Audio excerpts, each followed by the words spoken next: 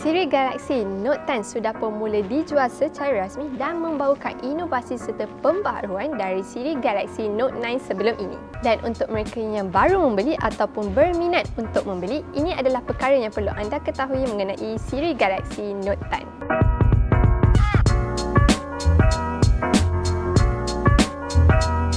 Di dalam kotak, mereka menyediakan charger super fast charging 25W. Satu penambahbaikan daripada Note 9 sebelum ini yang hanya dibekalkan dengan charger 15W. Mereka juga menyertakan kabel Type-C ke Type-C. Malangnya, mereka tidak memberi adapter OTG seperti di dalam kotak seperti sebelum ini. Hanya terdapat pencukir mata S Pen dan dua mata S Pen tambahan. Samsung turut memberi earphone jenama AKG, satu aksesori yang sudah jarang kita dapat dalam kotak ketika ini. Earphone AKG yang diberikan berkepala Type-C yang membawa kita ke poin seterusnya. Tiada lagi lubang kegemaran. Samsung sebelum ini sangat agresif dalam mempertahankan penggunaan port audio 3.5mm dan mereka sangat lantang menyuarakan pendapat mereka dengan mengejek Apple beberapa kali. Akhirnya, mereka terpaksa akur. Tiada lagi headphone jack pada Siri Note 10 kali ini. Cakap orang, dia pun sama. Mungkin kerana mereka ingin melonjakkan penjualan wireless earphone mereka iaitu Galaxy Buds. Samsung mengalihkan kedudukan butang suara dari sebelah kanan peranti ke sebelah kiri peranti bersama dengan butang kuasa. Dan ini bermakna di sebelah kanan peranti botaklah tanpa sebarang butang. Bercakap pasal butang, tiada lagi butang pembantu suara encik Bixby kerana mereka telah menyatukannya bersama butang kuasa. Bukan sahaja butang suara, malah kameranya juga telah dialih kedudukan secara menegak berbanding dengan melintang pada Siri Note 9 sebelum ini.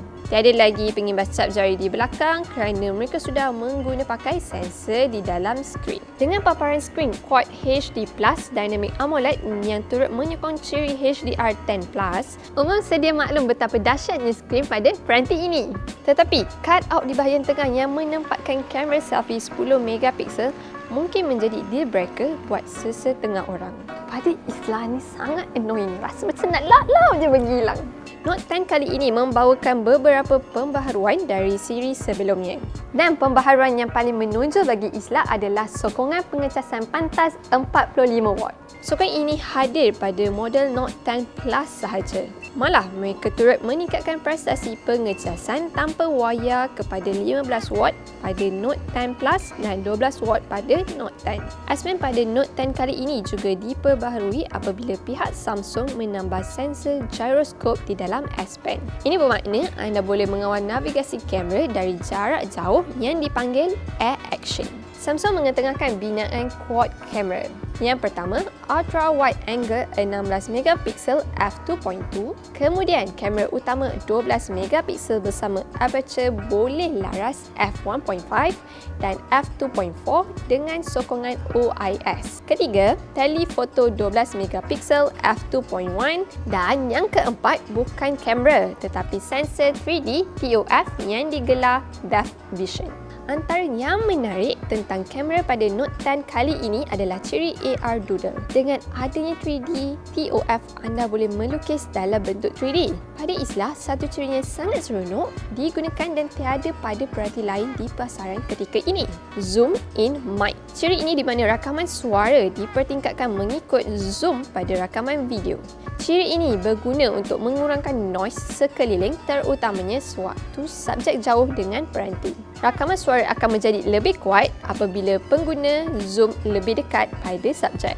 Satu lagi ciri paling menarik pada Islah adalah mode live focus video di mana anda boleh menukar dan bermain dengan latar belakang semasa merakam video. Samsung turut meletakkan butang khas pada aplikasi kamera peranti ini yang berfungsi untuk memberikan rakaman video yang lebih stabil walaupun sudah terdapat penstabilan image optikal pada kameranya. Versi Note 10 Plus hadir dengan RAM sebesar 12GB dan pilihan storan 256GB dan 512GB. Versi ini menyediakan slot dual SIM hybrid bermakna anda boleh menambah storan jika perlu. Manakala untuk versi Note 10 pula hadir dengan RAM 8GB bersama storage 256GB tanpa slot memori tambahan. Galaxy Note 10 dijual pada harga RM3,699, manakala Note 10 Plus variasi 256GB pada RM4,119 dan RM4,799 untuk variasi 512GB. Bagaimana pula kamera dan prestasi peranti ini? Nantikan review penuh daripada Muaz Malik dalam video seterusnya. Jangan lupa like dan subscribe wiser.my.